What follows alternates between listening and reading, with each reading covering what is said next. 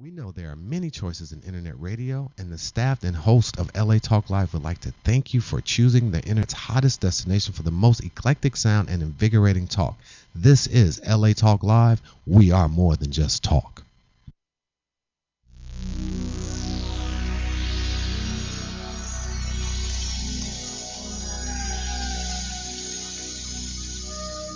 Today is my day. Hi, and welcome to Talk Up Your Biz. I'm Jean Noel Bassior, and usually I host this show with Susan Levin, my co-host, but today sitting in for Susan, you're obviously not Susan. No, I'm not Susan today. Is Maurice Domino. That's right. Who used to be known, formerly known as the Sicilian Mentor, and who will now, from this moment on, be known as... The $1 Million Message Expert. Which is, you're changing your Yeah, tagline. And because I'm growing. I'm moving. I'm seeing that I'm more and more the corporate clients are calling me in, and it's kind of hard to explain the Sicilian Mentor even before I walk through the door. Right. So I would say it's kind of like you're a speaking coach, and to me, I always thought like this is like get out there and speak or else, right? Or else we'll bust the kneecap. Yeah, exactly. I love that point of view, but unfortunately, not everyone has the same point of view as you do. Oh, I mean, nobody else thought that? No. Nobody else thought that. Okay. Too much Sopranos, right? Exactly. So, I want to thank Susan. I want to put a little shout out to her because she produces this show and my show, The Book Beat, and it's just such an enormous job to produce a TV or a radio show. Today we had a guest cancellation, and she stays on top of booking guests months in advance, and it's just a job that has 55,000 moving parts, and she does an amazing job at it. So today we're going to be joined in the next segment by Todd Krieger, and he's a psychotherapist who speaks on relationships and sexuality and consults with companies about team building and leadership, and he definitely grows his business through speaking. So we're going to talk about his work and also about how he's getting out there and promoting his work through speaking. He's actually doing it. So what kind of tips do we have on the table today? I know, yeah. Let's start the show. Let's help the people. Since today's about speaking, seems like with Todd and myself, how can we help people with their speaking out there in our listening audience, viewing audience? Well, Susan found one of these wonderful articles. Silence is one of your most powerful tools. Now, this is directed towards professional speakers. Mm-hmm. It's actually from the Speak for Success blog by Gary. I guess it's Gennard. Do you know this guy? Gennard. I'm not familiar with that, but the great article. Yeah, Gary Gennard, yeah. So he talks about the importance of silence as actually a speaking tool, right? And silence, I mean, I've noticed this with talk radio. I've noticed that I'm kind of a talk radio junkie, and I've noticed that the best talk radio hosts pause between sentences. And whenever a substitute host comes on, and a lot of times they don't leave those spaces. They seem nervous, and Right. as you were saying earlier, not so confident, Right. right? Silence has a lot to do with how you come off to the audience, right? Well, it's amazing how silence really takes a position in presenting. See, I think when people are offered the position, whether be it professional or amateur or somebody that's just going out there for the first time, they think that, okay, I'm public speaking. Wait, speaking. That means I'm constantly noise coming out of my mouth, so I better continually speak. Well, we know in normal conversation, there's pauses, there's little gaps, and there's so much happening. It's unbelievable. There's so much dialogue going on during those silences that it could probably take up this portion of the show. And one thing, if we could stress to the audience, is that I think when you take that pause, there's a lot of dynamics going on. First off, you made mention between thoughts. Well, the reason that radio talk show is doing that is they understand that they're having a conversation with the audience. Mm-hmm. And if I could share anything, a great tip for somebody is this, that public speaking is a conversation. Just as we're conversing with each other on the street, over a cup of coffee or what have you, however we converse, we need to pause. Why? Well, there's a few things that's happening. One of the biggest things is this. I just shared a chunk of information. Now I want you to work with it. I have to process it. Exactly. So, going back to, when you were interviewing your celebrities, you would ask a question and what would happen? The celebrity would answer, right? Mm-hmm. Well, that's the same situation even in an audience. Even though it's going in one direction from the presenter to the audience, See, the presenter has to think that there's a dialogue still going on. In particular, that if I give you a chunk of information and I want you to digest it, I gotta get it, let it go out there, let it land, and let you work with it. So you have to be conscious, even though the audience may not be responding, it may not be the interactive part of your talk, but I do get that sense that it's almost like you're listening, for like a silent response, or allowing that time for them to process it, right? So you're aware, I've just thrown out something they may have to think about. So you pause for like the few seconds, right? Right, definitely. As you say, digest, process. There's all these different phrases, but definitely, what's going on is we have to understand this. One of my instructors was Les Brown, and he said this: we have to understand that when we speak, we're really speaking to two audiences. The audience that's sitting in front of us and the audience that's made up of the person's mind. In other words, a theater of the mind. So yes, we're speaking to the people in front of us, but also we got to understand that they're processing this information. They're taking this information in. And if we don't give them time to process, to think about, to chew on, you know what's going to happen? We're going to lose those audience members. And now the conversation is broken and we lost audience members during our presentation. Yeah, because I tune out people. Like if the substitute talk show host comes on and they're kind of doing that nonstop thing, I find it annoying. Like my brain is like starting to resist, and I start to tune them out. Definitely. I remember one time I went to go see a professional speaker. I was going to pay any dollar to go see this individual. And it was amazing. He spoke for 63 minutes straight. How do I know 63 minutes? Because I was timing it. Because it was amazing. He was just talking, talking, talking. In other words, he was just giving us the canned speech. And it was amazing. You said that you felt it. The entire audience felt it. They started to disconnect their body language. They were, doodling and all that. And it was amazing. At the 63rd minute, he simply said, "Wouldn't you agree?" In other words, he was engaging us, and he paused to let us think about if we agree with him or not. And it was amazing how the entire audience snapped to attention. Why? Because, again, he was bringing us back in that conversation. So, one of the things that we can use to be confident, to show confidence to the audience, is the idea of that pause, including that silence into it. I mean, there's a lot of other things going on as well during that silence. Yeah, it shows insecurity, too, when you don't pause. And that's a point that he makes. He talks about 3 things that silence does. And I think he says, as you just said a minute ago, silence demonstrates confidence, because I guess that's true. The people that just keep going on and on, it's kind of desperate, It comes across that way. And not only that, it seems that we just want to get, or that individual, that presenter just wants to get to the end of it. That's true. And it's amazing what I've discovered in my 10 years of doing this, even when I do my intensives, when I'm standing in front of an audience and I'll put out an idea and I'll just stand there with my arms casual to my side and I just look out onto the audience, it's amazing how I feel more of a connection with the audience. And also, I think what happens about that confidence idea is that I'm standing there all by myself doing the number one fear, and yet I'm not doing it. So the audience is thinking, wow, this guy is so confident. He doesn't even need to speak while he's doing his public speaking. So like, wow, I can't believe he's just standing there like naked in front of the world. And that's why it ups the level to the audience that, my gosh, look what this individual is doing. So yes, silence is dynamic. So as we discussed, it already allows the audience to interact with us, even though non-verbally. Also, it shows the audience that we believe, we're confident in our message, so much so that we'll actually stand in our silence in our message. Yeah, because it's almost like slipping into a couple of seconds of meditation, right? I mean, when you can be that confident that you can pause before an audience, you connect with yourself, right? Yes.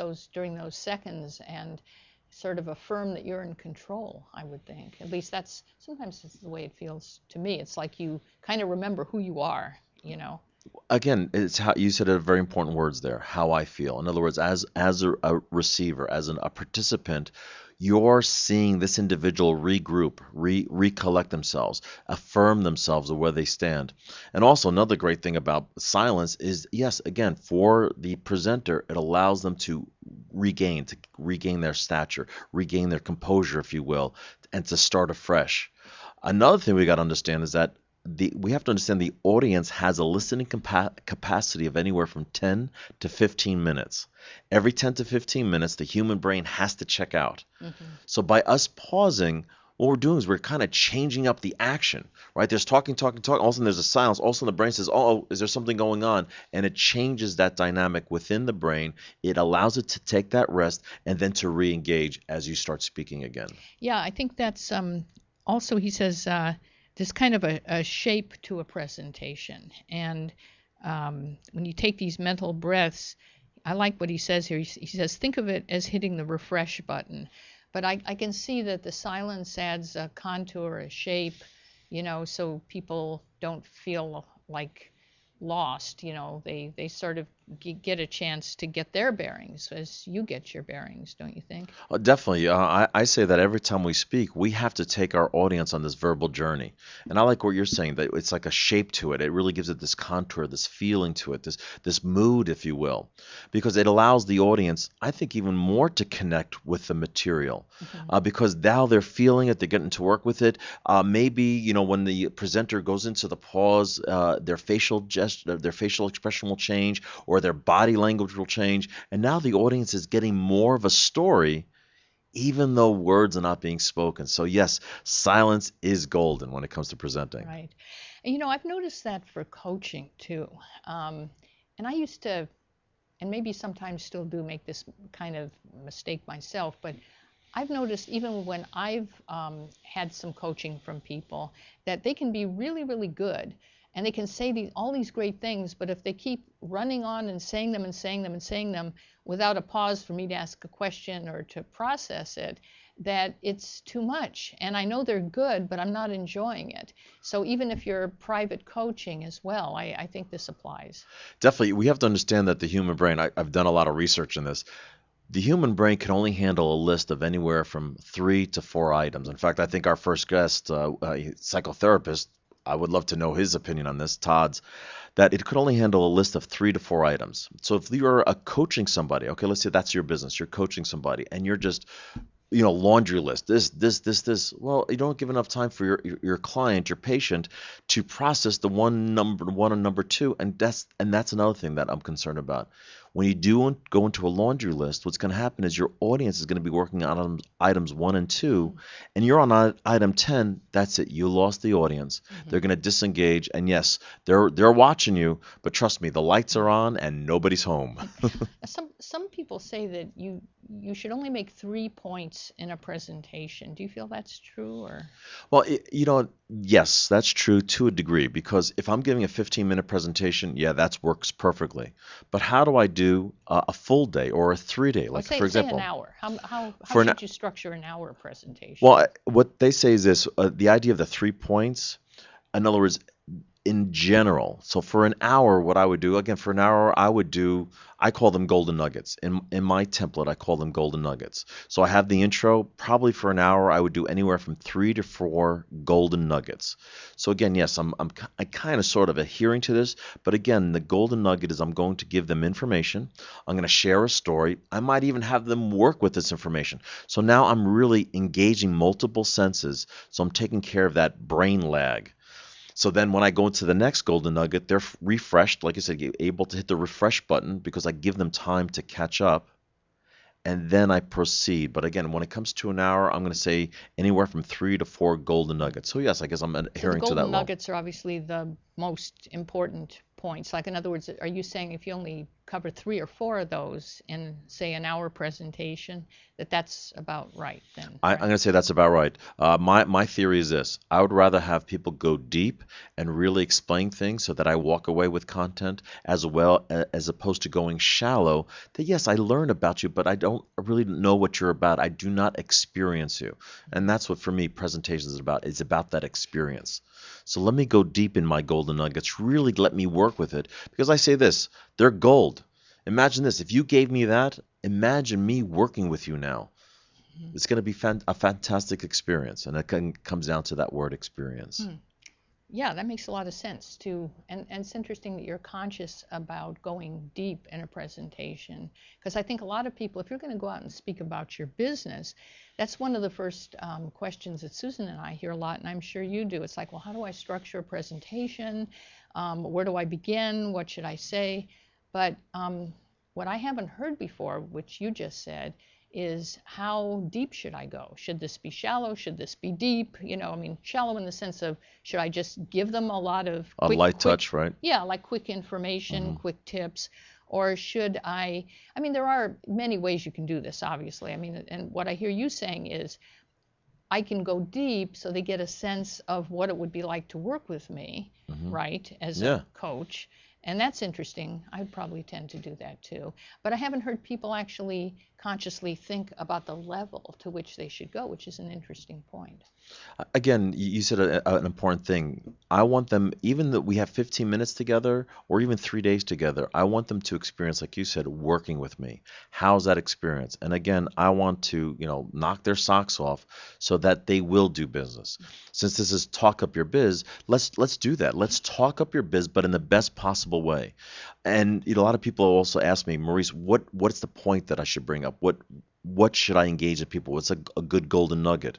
I always say this: what got you interested in your business? What convinced you? What got you excited? Because again, your excitement will create that experience. Your audience will walk in that experience. And let me tell you something: human beings always say, "Hey, I want what they're having." Yeah, right? exactly. So that's a perfect thing to do that. Well, and as a journalist, I always tell people when I'm coaching them in writing, it's like always, when you're writing, go where the excitement is. And as journalists, we learn, if you have to start in the middle of a story, if you're on deadline, a lot of people struggle over the lead sentence in a story. A lot of times we write the lead last because after you've written the story, it's much easier to write the lead.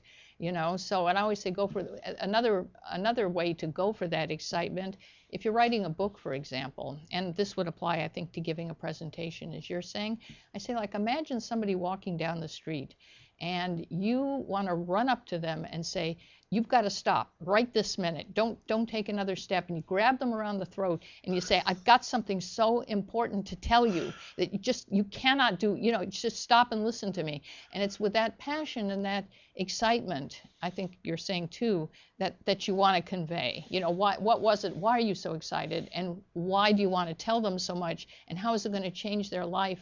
And why is this message so important? And to never lose sight of that. And again, key passion. I know that probably a lot of our viewers will not be taking the front of a room and a stage, but let me tell you something. Someone's going to ask you, so tell me a little bit about yourself. What do you do? And what a better way to explain and to show your passion for it, really engage that person. It could be all of 30 seconds, and who knows, you could take that person who's just somebody that you hardly know from a prospect to a client. Why not? Yeah, those 30 seconds can be really Yeah. important. It's also a good way, I think, to kind of get your feet wet and just practice, right? So that on the spot you can always describe what you do, which is hard. When somebody asks you what you do, sometimes we have to think about it, and it doesn't hurt to kind of prepare, maybe, right? A little 30-second minute speech. I go to I've been speaking now for over 10 years, and I go to these networking events and where they say, okay, membership, we want you to go around and introduce yourself, give us your 30-second Right. elevator pitch. And it's amazing. I see people that have been in this organization for 20 years and they're still stuttering and stammering. They're giving me a laundry list of 1,000 items. They don't know who they are and what they do. Yeah, exactly. Right? And I'm like, oh my gosh. So you said another key word, of course, the writer in the room. Prepare. Prepare. Is there a template you could follow? Is there a simple formula you could use? And I say this: create that verbal business card. Because either at a networking organization or simply online at your favorite coffee shop, you're going to run into somebody that's going to say, so tell me a little bit about yourself. Tell me what you do. Instead of just rambling or stuttering and stammering, why not give a clear, concise, and coherent message? And who knows, maybe you'll develop some business. Yeah. It's hard to boil down what we do sometimes into a sentence. We don't, think about that much, but it can be, it can be a really good kind of thing to have, skill to have, because you never know when that moment will actually come up during the day. It might even be in an elevator. Who knows? Exactly. So you can definitely practice your elevator pitch. Yeah, right, in an actual elevator. Well, so I guess we've given enough tips. Yes. So our next guest, after the break, we're going to go into a break now, and our next guest has written a book called The Long Hot Marriage. And once you read that title, you just have to know what that's about. So you have to stay tuned and find out what Todd Krieger has to say about that. He's a psychotherapist who knows how to promote his business through speaking. He's actually going out there and doing it, and he helps companies with work relationships and couples and individuals with personal relationships. So when we come back, Todd Krieger will join us here on Talk Up Your Biz here at LA Talk Live.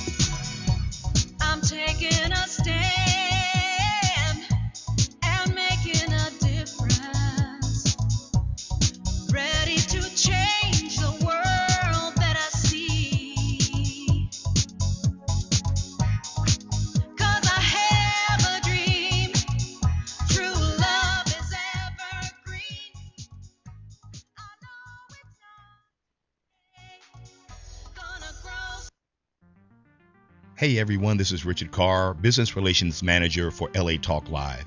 Did you know social media produces almost double the marketing leads of trade shows, telemarketing, direct mail, or even pay-per-click ads? And that about 46% of all online users count on social media when making that ever-important purchase decision. Hey, if you feel lost when it comes to social media, Top Tier Media can help you. Top Tier Media specializes in social media management and blogger outreach for beauty, fashion, health, and lifestyle brands. To learn more, go to www.toptiermedia.com. That's www.toptiermedia.com. Top Tier Media, the official social media marketing company of LA Talk Live and the Talk Live Broadcast Network. Journey Sisters is an organization that embodies and captivates women from all walks of life. Our membership includes 44 women that are constantly growing in the areas of personal development and community involvement. Monthly, we offer free leadership classes at McCade's Restaurant.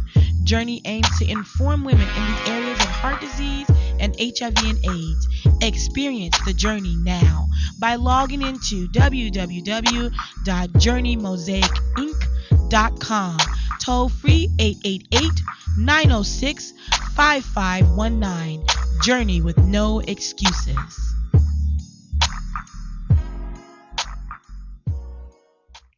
Mountain Valley Spring Water, since 1871, has been bottled at the source in Hot Springs, Arkansas. Twice named the best tasting water in the world, Mountain Valley Water is naturally alkaline and bottled in glass, providing the perfect blend of nature's minerals, giving you a crisp, clean taste. To start your home and office delivery in Southern California, call us at 1-800-499-9982 or visit us online at www.mountainvalleywaterla.com. New customers will receive their first 2 5-gallon bottles free. Mountain Valley Water, the official sponsor of Here's to Your Health with Josh Lane on LA Talk Live.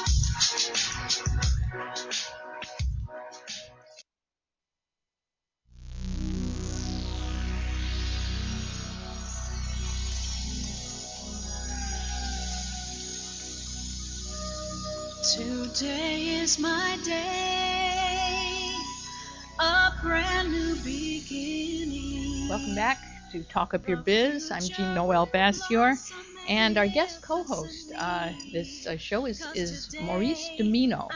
Maurice, And welcome back to Talk Up Your Biz. Our first guest has been over 30 years now as a psychotherapist in private practice. Todd Krieger really develops the idea of relationships, not only at home, but at work and in life. And today we're going to talk about that. And what I love is that we get to talk to the guest before we go on. And that's exactly what I wanted to talk to Todd about, is it relationships, right? We're talking about relationships. Is there a difference between relationships at work, relationships in love, at life? where's there a separation of church and state? Where am I lost? Am I not getting it? Well, of course, there's differences, right? I mean, we sometimes when I give a talk on couples and then I start talking about work, sometimes I'll say, instead of saying success, I say sex, and it messes it all up, gets me in trouble. But there are differences, of course, because an intimate relationship, it's a different quality to it. There's a different conversation that goes on. There's a different closeness that goes on. But there are similarities too. I mean, the similarities are such as relationships are there for us to bring out who we are. And so we have to bring out who we are. So in a relationship at work, for example, there might be things that I do at work that work just fine. And as long as I'm doing that, everything's going great. And then after a while, I have a few people that are having trouble with me. And why is that? Because half the people seem to like me and half the people don't. I was once hired at a hospice. There's like 40 nurses and psychologists and other people. And half the people were ready to quit. And the other people, half of them loved them. So why is that? Well, it's because that they appeal to certain people. The leadership there was very quiet, very serious, and very bottom line. So the people that were quiet and serious and bottom line did great with them. But the people that needed more of a connection, that had a different kind of temperament, they felt disconnected. And they had taken over from other leadership and pulled them out of a crisis, but that was their strength. So I actually had to get this leadership to become more flexible. That this woman, for example, who was, like I said, very contained and conservative, I said to her, one of those ladies, that lady over there, that lady really needs you to ask her how her weekend was. This was a Monday morning. And she goes, oh, I don't do that. I don't do that kind of thing. I said, do you want her to be a good worker? Do you want her to perform for you? She goes, yes. I said, do it. And she had to stretch, and she had to become more than she was before. And intimate relationships are very similar. In order for intimate relationships to work, in order to have the long, hot marriage, we need to stretch. We can't just be on automatic. We can't just do what's comfortable for us. We also need to do what may be uncomfortable for us. So that's mainly my message, that we need to expand who we are. We need to stretch, not necessarily change our stripes, but change our patterns, walk out of our comfort zone a little bit, leave it. And that's basically the similarities that they have. We still need to tune into the other person and try to meet their needs, whether that's at work or home. When you go into a corporation, for example, do you find resistance, and do you have to show them what the benefits are going to be? Because, or does leadership go like, oh yeah, would love to ask everybody how their weekend was, or do you have to kind of show them if you do this, profits might go up? I remember this private investigation firm where the man, it was his own business, probably had about 100 employees actually, and he was a former football coach, and that's the way he ran this thing. And so when I was really hired to help these two employees that were underachieving, and he said, before I fire them, which is very costly, maybe you could get their performance up. And so one guy who I explored had a very abusive father, and so he was underachieving, and a few of them were, and they were at a meeting, and this owner of the company got so mad he pulled the phone out of the wall, and he slammed it down, and he cussed, and he says, he just basically that was his style. He says, you better perform, or what? You see what I just did to the phone? That's basically what I'm doing to you. Not a good match. No, this guy, as bad as he was performing, he went way down. So yeah, when I talked to the owner of this company, I said to him that he's got to treat him more kindly, and he's like, oh, come on, this guy's a loser. I said, I don't know if he's a loser. So yeah, it was a typical resistance, but he actually did come around, and I helped him see that he's probably 90% of the problem. And as he started to shift, the other guy relaxed and he started to perform better. So yeah, it's that kind of thing happens. And his motivation was, I don't want to fire this guy because that would be expensive. Right? Oh yes, it wasn't like he was being a nice guy. I had to sell him on, hey, this is going to save you money, but you have to act differently than you usually act. Interesting. Todd, you brought up something that I'm sure if I was watching this at home, I'm going to say this, like, wait a minute, I'm hiring you to change these employees. Right. And I've just heard you twice say that it's really me. Thank you. My father had this expression. He says, Maurice, you have to understand this. When the fish begins to stink, it begins to stink from its head. Exactly. So Yeah. if people are looking for this type of therapy, let's say for their employees, Right. is it automatically? Do I have to start looking at me? Let's say if it's my company, right? So, Right. if people are watching this and say, okay, I have 2 or 3 employees or 100 employees, I'm having trouble with this employees. Wait, first I got to start with me. Well, of course. I mean, even in these examples I gave, I've worked with the employees too. I Sure. helped them try to understand where the bosses were coming from, to not take it personally, to on and on and on. Right. However, I always try to look at where do I get the most leverage, and I do that with couples too. It doesn't mean that I'm on one person's side versus another, but I'm always looking for the leverage. And in a corporation, in a business, the leader always has more leverage. So I try to help them, and I sell them that way. I say, you have the leverage. I'm not saying you're the bad guy, you're a bad person, but you want to save some money on this person, you want him to achieve, then you're my leverage. Without you, I'm going to be unsuccessful. You will waste your money and blah blah blah. So I need you. Got it. And so that's kind of what I say. But I'll work with everybody. I'm an equal opportunity challenger. But you're showing the advantage to each person. What do you find holds people back? Do you see patterns that hold people back Fear. in relationships? Oh, fear. How so? Fear, and what we've already observed. I mean, the thing is that I believe our behavior is really set up to either have pleasure, we seek pleasure, or we avoid pain. But much of our behavior is self-protective, and we just protect ourselves from not being seen as good enough, from being taken in relationships. Fears would be such as, you're going to take me over, so I'm afraid that you'll dominate me. I'm afraid you'll reject me. I'm afraid you'll abandon me. You'll withdraw your love from me. On and on. That you'll find out that I'm really not the person that I'm trying to pretend I am. I'm an imposter. I'm an imposter, Yeah, exactly. The imposter phenomenon. Exactly. So what we do is we set up a whole life to protect ourselves from that, and that becomes the problem. It's the self-protection itself that becomes the problem, especially in intimate relationships. So That's we build a place these where patterns. we hide out. We build patterns, sort of. Or? Exactly. We build patterns, and so my job is to help them gently move past the patterns. Sometimes it's not so gently. Sometimes you got to. I don't know if you saw Hope Springs, the movie Hope Springs, but Steve Carell's the therapist, and the couple comes in, and he says sometimes this process is like breaking your nose, and you got to just break it all at once. And it's sort of like that too. So you got to combine between being gentle, but sometimes we got to just do something like the radical. Sicilian mentor. Exactly. Yeah. I might go back to that now. Gonna break my nose. Gonna break this. Breaking your nose. You're saying that, okay, so it starts from within, and about that fight or flight.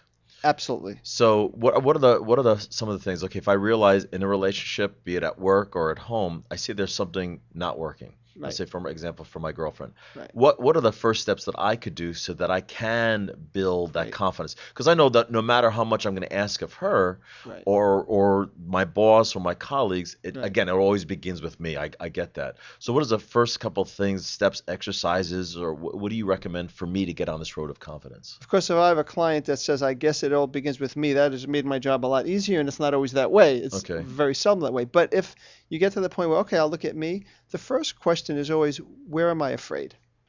Because our fear defines us. Mm-hmm. It's the line we have set up unconsciously where we don't go past it. And so where am I afraid? And I have to really ask that question deeply of myself. I like what you guys talked about before I got on about the pause, and it allows for depth. Mm-hmm. And so we need to do that with ourselves. So where am I afraid? Write it down. Take some time. Sometimes just asking the question, we'll be surprised what comes up for us. But then how do you take that to the other person? Because if you feel vulnerable, when you're fighting or you're afraid of one of these things like, repercussion from the other part. Repercussions, abandonment. Blowback. So then what would the next step be? Like, let's say I know where I'm afraid, right. And now what? How do I get the courage to actually talk about that? That's great. Now, that is why people like me are needed, I think. I hire you. Yes, you hire me. I mean, I think it's very difficult for some leaders, but also for couples, to do something they normally don't do. And what they're doing every single day has gotten to them to the point where they're at now, which isn't working. That's why they're an impasse. So there is that leap of faith. So a person like myself will begin to talk about it, will begin to educate, will begin to look at both people. If you have the couple in the office and say, look, this person has fears, you have fears. How can you help that person be more of what you want? By being understanding, by being accepting, by not being judgmental. So you want to set the path, set the road, so that this person is a little more motivated to take that chance. It's not magic, but people want to get better, Well, so seems they like a will lot take that is- chance. It seems like a lot of what you do is motivating them to want to change their behavior. Right? That is my passion. That really is my passion, to motivate people to do the things that they're afraid to do, that they're resistant to do. But if they did those things or said those things, that they'd get more of what they want out of the other people. What draws you to that? That's a great question. Let me pause. He's thinking, gathering his thoughts, allowing us to. I think that, honestly, because I might as well be honest, that Might as well. When I started my private practice back in 1982, I was kind of, what do I do? And I was helping people. And then I got married in 84. I met my wife in 83. We got married in 84. And I got to say, that was the most challenging thing I've ever. It's 29 years married. It's still the most challenging thing I've ever done. Yeah. Why? I think to have a healthy marriage, it really triggers so many buttons in us. And we're so self-protective that it gets in the way of doing what we got to do. And I think intimate relationships, even more than business, even though business has its own challenges, really asks of us to stretch. So I was in that process. And I had a marketing guy that came and was working with a bunch of us marriage family therapists. And he asked us to do a demographic study of our practice. And I had 70% of my clients were couples. I had no idea until I was just unconsciously doing it. And I went, wow, why is that? And I found I had an affinity for people that were struggling with what I was struggling with. And I had to work on me. My clients keep me honest. So I think the passion I have is, I've discovered, and I'm sure you have as a speaker and you have as a journalist, that life is pretty interesting if we see it as an opportunity to grow. And so coming from that place, it's very exciting to help other people grow.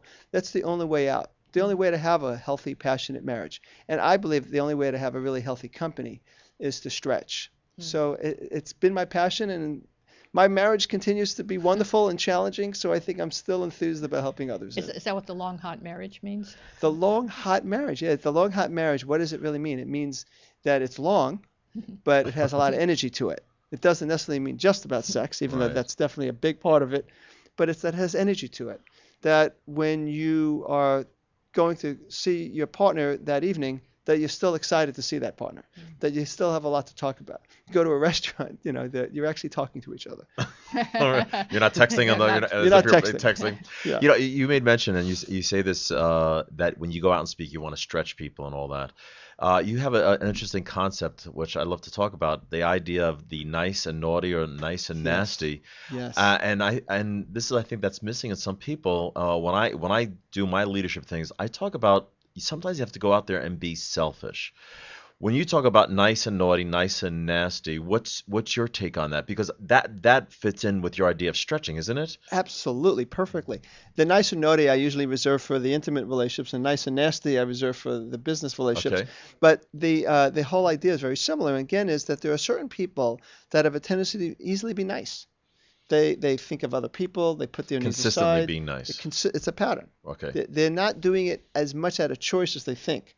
They're doing it because that's their script. Maybe my mother was nice, so I'm a woman, I'm going to be nice, or my dad, whatever the case may be. They're the peacemakers, aren't they? They're the peacemakers. They're the ones that adapt. Right. And they adapt all the time. And so if you're a partner or a leader, I know I'm kind of interchanging between the two, then you may be missing out on how to bring out the best out of these other people by always being nice. The other person needs you to not be nice. Definitely. Because if you're nice and you're the one adapting, then that other person is living in their comfort zone. Now, if they're living in their comfort zone, we're limiting them. They don't get to stretch. They don't get to stretch. So nice people don't allow other people to stretch. It's okay to be nice if you choose to be nice. So I thought I was being nice, but actually I'm really not. I'm being horrible. You're being the opposite of nice. Yeah. try to be nice to a drug addict. Oh, take this drug. Take That this. doesn't That's work, not yeah. that's not a good thing. Yeah, people learn But that doesn't but work. that person, the addicted person, is comfortable with that kind of advice. That's a great example. Yeah. Yeah. And then there are other people like the guy that was the football coach, who's the private investigator.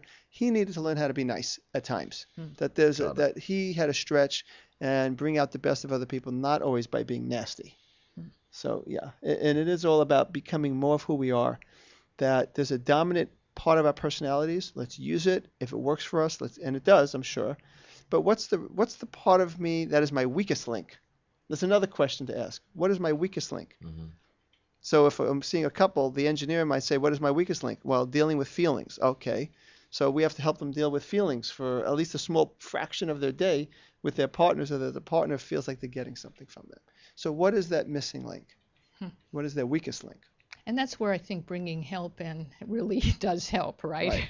Right. Yeah. I mean, some of us are willing to go that deep, but of course, not everybody does. No, so. and not everybody has to. But if they go even a little deep, even like 10%, it could oftentimes bring huge dividends. Right. Not everyone's going to be like me or like more, the three of us that are getting this, but people are tired of the same old patterns, so we want to use that to motivate them to change. Ultimately, that's the impetus too. Right. If you don't like the way your life is going, then do something to change. Right, and I think even when I'm speaking, I make the assumption that there are things in everybody in that room is liking about their life, but there are always things that they would like to at least make a step up. What's the next level?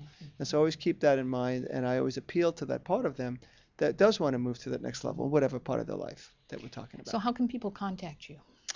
Well, probably the easiest is go to my website, www.toddkrieger.com. I'll spell it, TODDCREAGER.com. And it has all the information, all kinds of contact information, my blog, articles. They can sign up for my email. I give good tips on relationships and life. And you're out there speaking as a speaker? And I'm out there speaking. I know this is Talk Up Your Biz. So yeah, right. I speak a lot. Well, one of the things I do is I also am a graduate professor at USC School of Social Work, and that's really speaking. And talk about the pauses. You can't just talk the whole time, because then the students start falling asleep, or you see them playing on their Apple computers. Yeah. So it is. So I speak there. I speak in corporations, and I speak at networking organizations, and that has. Now, the most important thing, they see you as an expert, and it's led to many other opportunities, TV, radio, and it all came from speaking. Yeah, going out there and teaching is a great way sometimes to get started, too. Yes, and to build confidence. Thank you so much for being with us. Thank you. Nice talk.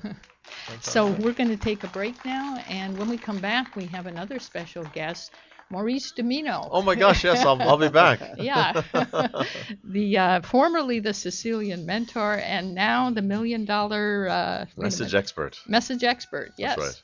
Yes. We'll talk about your $1 million message when we come back. Right. This is Talk Up Your Biz here at LA Talk Live, where we are more than just talk.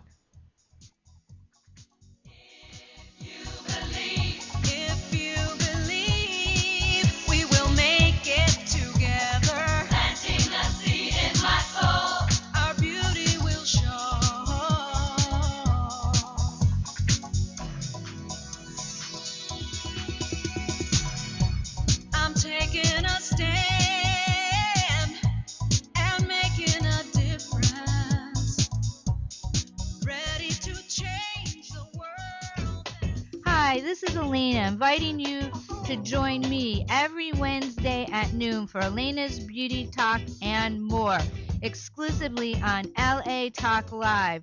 You can also catch us on iTunes Radio, R&B, or watch us on Ustream.tv. Reality radio, handcrafted for your listening pleasure. This is LA Talk Live, and we are more than just talk. Hi, this is Starlet Quarles, and I'm inviting you to join us every Wednesday from 5 to 6 p.m.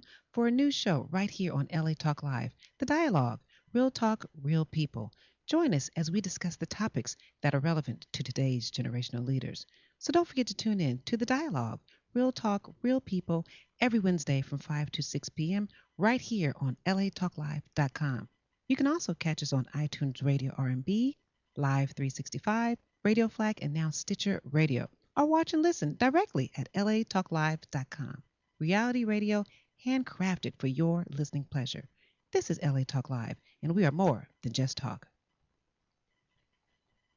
Hi, this is Dawn Christie inviting you to join me every Friday, 1 p.m. Pacific, for my all-new show, The Dawn Christie Show. Join me as I discuss love, spiritual readings, your purpose, why am I born, what am I here to do. So don't forget to tune in The Dawn Christie Show at 1 p.m. Pacific, exclusively on LA Talk Live. You can also catch us on iTunes Radio R&B or watch us on Ustream TV. Reality radio, handcrafted for your listening pleasure. This is LA Talk Live, and we are more than just talk.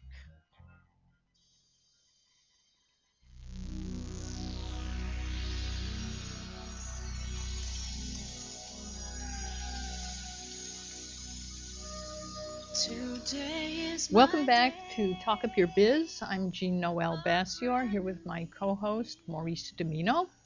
And, Good to be back. Who is also co-host and special guest. That's right. And what else do you do? Anything else? Well, I'm going to take out the garbage later. Ness said that it's my turn right. this time, yes. So I got Natalie working the board, and I'm going to do the garbage later. Yes, you'll do. And blow out all the candles. That's going to take at least a half an hour. here at LA Talk Live, I've never seen more candles before in a place than this place. In their green room. Oh, in the green room. Oh my gosh, it's like a birthday cake in there. It's like lit up like the 4th of July. I guess I missed that. I was looking. Yeah, you come straight into the studio. Yeah, you come right into the studio. No open flames in the studio. No, actually, I do remember their candles make it a very relaxing green room here. I do remember that. Oh, it's very relaxing. I fell asleep in there. So you are in the midst of an identity crisis here. You're going from the Sicilian mentor. Yes. I'll break your legs if you don't get up there and speak, right? Get up there and speak, darn it. Yeah. To your $1 million message. Expert. Expert, right. Right. Your $1 million message expert. Correct. Right? Okay. So what made you decide to go through this transition to change your brand? How many years have you been the Sicilian? Probably about 3. I'm going to say about 5 years now. 5 years now, ever since the book came out. And I'm glad we're talking about this because life evolves. Todd Krieger just said before about how we have to grow ourselves and emerge and expand. Well, I'm expanding in every direction. No, I'm expanding my business, and I'm noticing that I'm moving more and more into the corporate sector when it comes to that message, how to create that $1 million message. And what was happening is that my literature, for example, Susan Levin, speaker services, sending out the one sheet, sending out the demo and all that, fantastic services.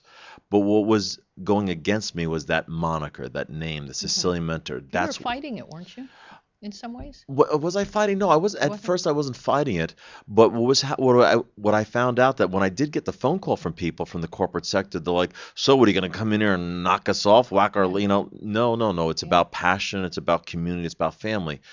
But what I got to is that, and I got this from other colleagues, that I wasn't having the chance to walk in the door. See, that was clouding their image. That was clouding, so I had to move it along. And I'm about messaging, not so much about public speaking, but how do you craft that $1 million message so that it is informative, so that is dynamic and entertaining, as well as creating that transaction, collecting the dollars, really talking up your biz, if you will, so that you do create that transaction, so that you get people from going from prospects to client, and what I like to say, to raving fans. So the Sicilian part was because a lot of times this happens, like when you're branding yourself or creating your image, sometimes you almost have to step outside and go well, I know what this means, but how are people really going to perceive that? And you bring up a good point. I think you have to do the 360 on it. We look at it as business owners like, oh my gosh, I love this idea. And in fact, when I coach my clients, I say one of the things I have to warn them against is you can't fall in love with your own words. And I think that's what happened. I really liked it. It really fit me and what I was about. And now I'm not, let me just say this, I'm not negating it. I honor it and I respect the Sicilian Mentor. It got me to where I am right now. If I didn't do the Sicilian Mentor, I'd still be years behind. But Well, because you were comfortable with it. Oh, I was very comfortable with it. I loved it, and it created the traction that I needed. Right. It got me to where I am today. Now I'm growing, I'm expanding. I'm going through that phase right now that I'm really becoming that identity. Who am I? And like Todd said, and you said earlier that exactly how best can I express myself of who I am. And I think just tearing away the layers of the onion, what I'm noticing that I am Maurice Domino. I am my product. Well, it takes courage to change your image. I mean, plus it can be a pain. I mean, you got to change your business cards, your one yes. sheet, your Facebook, I'm going through all that right now, growing pains. Yeah, your URL, it's like it used to be like I had to change my stationery, my business And that's it, I'm card. done. Yeah, but now we got all this other electronic, Exactly. stuff to change. So, but I mean, it's really, I think it takes courage to do it because sometimes it's too much of a hassle for people. In fact, a lot of times people set up websites and then they know that they should change the website and they go like, well, I spent like $15,000 on this website, I can't do it. And I think it always takes courage to to grow and to move into a new image. So congratulations. Thank you, Jean Noel. And now you don't have to explain yourself. See, the $1 million message says it, right? Yeah, and that's what I'm massaging right now is that the idea of the $1 million message, that's what your message should be worth to you. And that to you it's $1 million. It's a euphemism. It's just a placeholder in that it should be that kind of value to it. Not that I'm just going to wing it, or as we said in the first segment, I'm going to go to my networking event and when they say talk about myself, I'll just come what's top of mind. No. Even that 30 seconds, that half an hour, that 20 minutes, whatever it is, you should treat it like gold, like it's $1 million. What do you need to do, as you said earlier, what do you need to do to prepare to do that? And that's what I'm about. I have my book, The Art of Public Speaking. Right. I have my intensives where I share my 26-point template because I want consistent results. I want every time I speak, I want at least the audience to walk away with what is my message. Why? Because if they're dealing with somebody else and they run into somebody who's interested in my message, guess who they're going to refer? Maurice Domino. Mm-hmm. And I think that may be your challenge now with this $1 million hook, because it was really interesting what you just said. And I really like what you just said, which was that your message should be worth $1 million to you, which to me is an interesting spin on the $1 million phrase, because a lot of people use that phrase $1 million, but usually it's like, well, you're going to develop a message that's going to make you earn you, yes, $1 million, right? Correct. So now you've got like a totally different spin on that, which I find interesting. Well, it's my unique selling proposition, if I can go to my old sales terms. We as presenters, and as I said in my earlier segment, let me tell you something. We all do public speaking. Everyone out there, if you have a business, even if it's from your kitchen table to 1,000 employees, Fortune 500, no matter what, you have to open your mouth. I say this, you have to open your mouth to discuss your business, who you're about, what do you stand for. So why not create that clear, concise message so people know exactly what you're about? Mm-hmm. Yeah, so are you going to be continuing to basically teach what you have been teaching, right? The content is not going to change, just the moniker. Just right. I'm dropping the Sicilian Mentor. I'm picking up, and like I said, I'm massaging right now as your $1 million message expert. But it will always be that $1 million message. Discover, crafting, bringing out, talking from your heart, speaking from your heart, that type of thing. The money's in the message. I'm a big believer in that that public speaking is a craft. And that if we practice at it, we have a template, we have guidelines to follow, we can get pretty darn good at it. And your thing is start with the passion, right? You have to feel passionate about your message. Is that sort of the basic? That hasn't changed. I'm still Sicilian. Yeah. So I'm still Sicilian. I'm 100% Sicilian. Yeah. So my passion is still going to come out. I say this, that when you take the front of the room, even if it's a basic, when you go to a service organization, when you have your 20 minutes or you're doing your own event, you should be so passionate that when you stand in front of that audience, you could be standing still, but your energy, how you're vibrating should just draw the entire audience in, so that you don't even open your mouth. You're already attracting that from the audience because of that passion that's inside of you. So a lot of people are terrified of public speaking, as we know, and to actually stand up there and feel that confident, I mean, how do you get to that point? Well, for me, that nervousness, those butterflies, the sweaty palms, for me, this is my theory. I believe that, yes, public speaking is the number one fear out there. The reason we get those bodily feelings is that it's our body. It's our body talking to us, because we know that we're going to stand in front of an audience and we're going to be judged. So we want to be prepared. We don't want to be judged. We want to be liked. We want to be remembered and all that. So it's simply our body, be it our sweaty palms or the butterflies, simply asking us one question and one question alone. And that question is this: are you prepared? So it's like going into fight or flight, right? Exactly. Going back to fight or flight. So if I know that I'm going to speak, why not prepare the best you can? And that's why I have this 26-point template. I don't want to change your words. I don't want to change your message. But there is a way of putting it in a certain order so that you engage the audience, you keep them engaged, you inspire them, you entertain them. And then when you reach your close, what I like to call the bookstore, when you reach your close, you are able to create that transaction. So they invest in your product, they sign up for your service, or they donate to your favorite charity, whatever it may be. So 26 points. Now, obviously, you're not going to keep 26 points in your mind. So is part of that sort of like a process or a template, and then you boil it down? Do you start with the 26 and that takes you sort of on a journey where you find out who you are and what you speak about and kind of simplify it after that? Or? Well, what I like to say is when people join me at my 3-day intensive, the last words out of my mouth at Sunday at 5 o'clock is this: forget everything I just taught you. Yeah. Because it's a roadmap. It's mile markers, if you will. Do you have to do every single one? Well, again, I don't know your audience, I don't know your product and all that, but at least it gives you a guideline to follow. So why? Consistent messaging. Maybe they're not going to buy your product right then and there, but we have to have that consistency of message so that when they walk out, they know exactly what I stand for, what my product is about, what my charity is. So again, let me have a template to follow so that I get a consistent message out. So this is about clarification. Yeah. Yes. Because the 26 kind of scared me. No, don't be scared. Don't be scared. It comes and go. Whatever best supports you. And also another thing about fear is that people say that they're going to forget what they're going to say next. Well, by having this template, it's very easy. If I'll go in from, let's say, the way, who are you? Well, I know right after that I go into polling questions. Then this is just how my mind thinks. From my polling questions, I go into the WIIFT. What's in it for them? So I could be talking extemporaneously, and then I know, okay, I just finished the polling questions. Oh, the next thing to say is what's in it for them, which is the table of contents.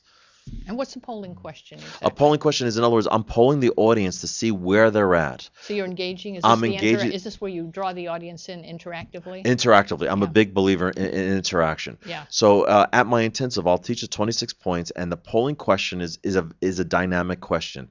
And quite simply, I'm trying to find out where the money is, where my prospects are sitting in my audience, so that if I am giving a half an hour or a 3-day presentation, I will speak to the people that are more likely to be my prospects.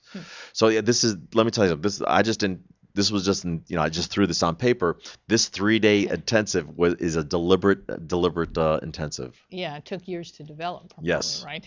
Definitely. So for this show, we do encourage people to get out there and speak about your business. So what would be your best tip for someone who's got a small specialty business? They do something, that maybe not everybody does. They're an expert in their field. How would you advise them to go out there and start speaking? What's the first step?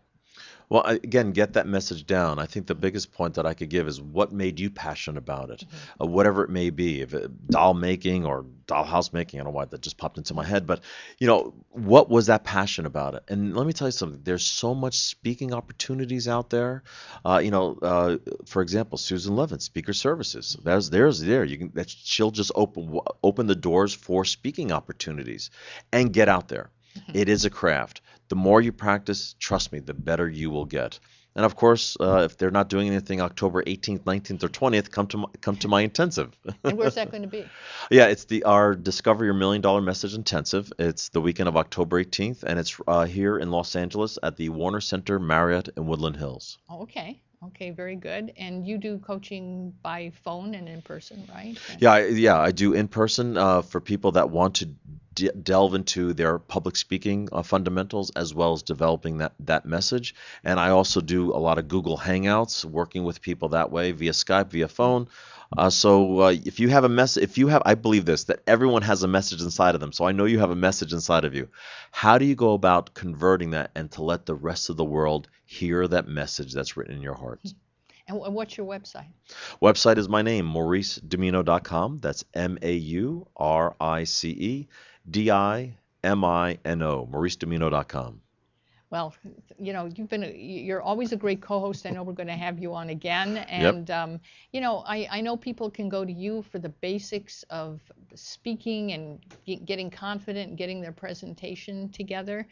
And for more information on how to market yourself as a speaker, they can email Susan Levin, which is Susan@speakerservices.com, Susan@speakerservices.com. And so we've got on this show, we try to give you these resources. Check it out. Check out Maurice's website and check out speakerservices.com. And we are kind of about encouraging you to become that expert that you see on the media and to get out there and talk up your biz. So for Susan Levin, who hopefully will be back soon.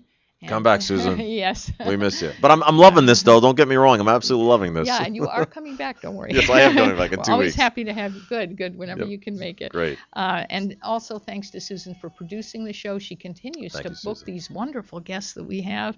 And stay tuned for my show. Up next, the Book Beat in just 30 minutes here at LA Talk Live, where we are more than just talk.